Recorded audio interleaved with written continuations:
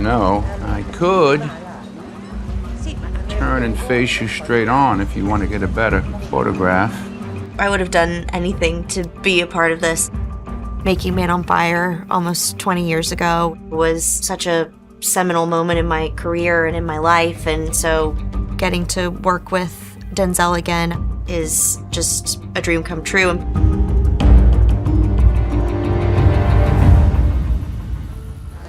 You don't look like you sound. You do. I remember working with him like it was yesterday. It has been almost 20 years and I was quite young, but that's not an experience that one forgets. She and my daughter went to school together. You know, they were both at NYU, so I stayed in touch vicariously, if that's the right way of saying it. And she's obviously a great talent. Because she was bringing it. She knows how to hit the ball back over the net. You kill him? I look like a guy who kills people. I'm warming to the possibility.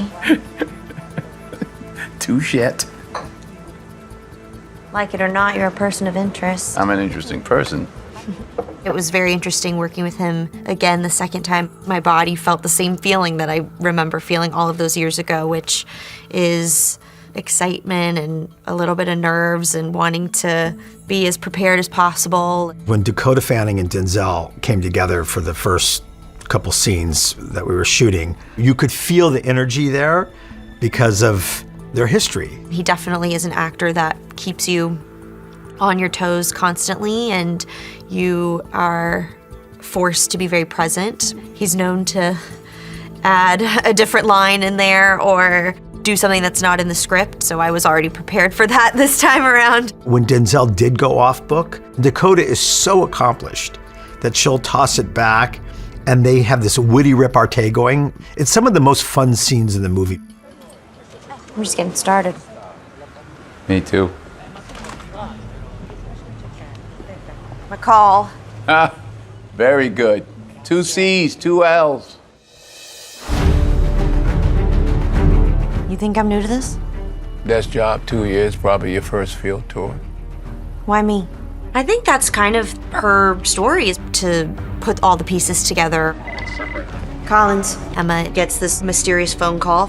It's not just a phone call to give someone information, it's to give her information specifically. Who is this? Concerned citizen. So I think not only is she trying to solve the mystery of what has actually happened, she's also trying to solve this mystery of why she's been the person chosen to be the one to solve it. Yeah, I have a potential op situation. I think McCall and Emma have a relationship of constantly challenging and almost one-upping the other one with intel and information. You'll be dealing with the locals now. Point is? They have their own agendas. What they say is not always what they mean. Aren't you just full of tips? I loved our characters getting to have that sort of challenging relationship with one another. There's definitely no one better to go up against than Denzel. So how'd the search go? Apparently you're a ghost. Ooh. Mr. 2 C's and 2 L's. Dakota's character, Emma, certainly triggers a part of McCall that's been missing.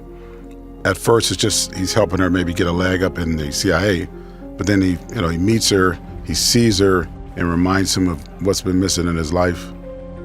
Finding that out at the end that she is Susan and Brian Plummer's daughter, I think it explains so much and provides those kind of answers to why she felt like there was something about him that she already knew, but she doesn't know who he is, and she doesn't know how he knows who she is. So it's definitely, I think, affected the way I've thought about Emma and the relationship between Emma and McCall and this sort of connection that she feels towards him. I don't understand. You will. My favorite moment for sure has been the scenes I've had with Denzel and getting to work with him. I feel such a connection to him because he's known me for so long, and I've just loved the moments of getting to talk in between and catch up and be in Italy. It's most people's dream to get to work with him once, so to get to work with him twice at different stages in my life is a real treat. He passes the baton, so maybe Dakota's the next Equalizer. Maybe she takes over and only time will tell. When I read Richard's script about Italy, I thought it's the perfect environment for McCall. Denzel loves Italy. He's been coming here for 30-some years, I think, since his kids were little. Also, it's a romantic place. It's a beautiful place. And it can be a dangerous place as well. So it made sense for McCall to find himself here and find a home here in Italy.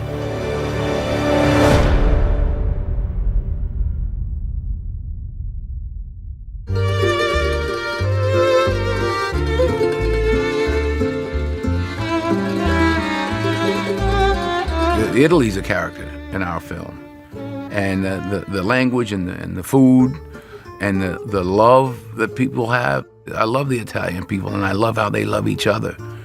And I learned a lot being here. I mean, I've come here for 31 years on vacation, and I really began to understand a little bit the culture, the history.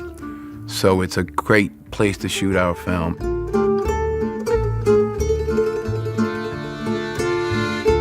In fact, I was on a boat on vacation, and we took the boat down to Trani to see it from the sea. And you look above the town, and there's a big cross above the town.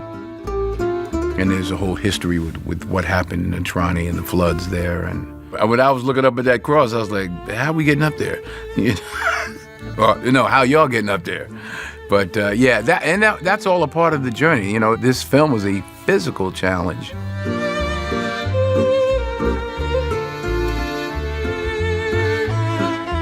In one of the scenes that we film in Trani, it takes place at a church at the top of hundreds and hundreds of stairs. And I only had to carry myself, and it was almost too much. So it's a brutal trek up to the top, and I commend the crew and every single person that had to carry heavy equipment and cameras and lights and things up those steps and set everything up to actually make a movie.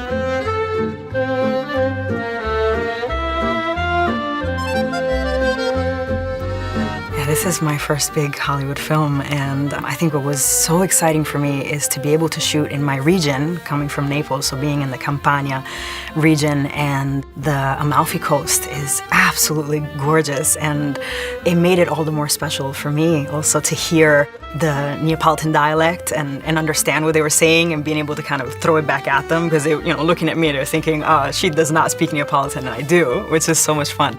I was able to speak to the older women that were there, the old ladies and old men that were there, and they know it so well, and they were also really used to American sets coming through, because the last couple of years there have been other productions taking place there.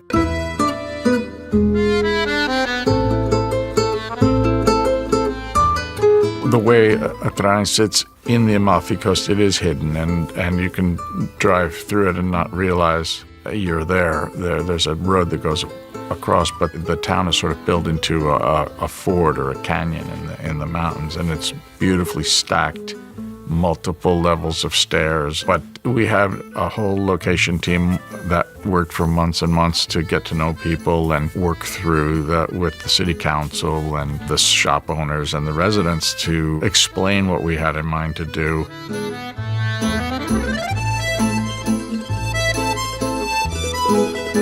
I think it's like a theater. The piazza and the streets coming to the piazza, it's very small and very ups and downs, lot of stairs, and it kept something not modern. It's like it has always been,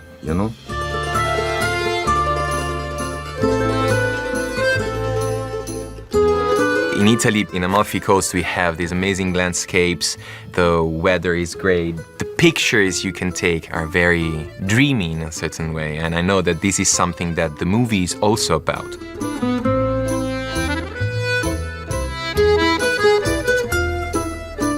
Trani does have its old world look, and I think that's what makes it really, really special. I think it brings a wonderful element to this series. I mean, this third chapter is quite different from the first two, so that's something that I think audiences are going to be really surprised about.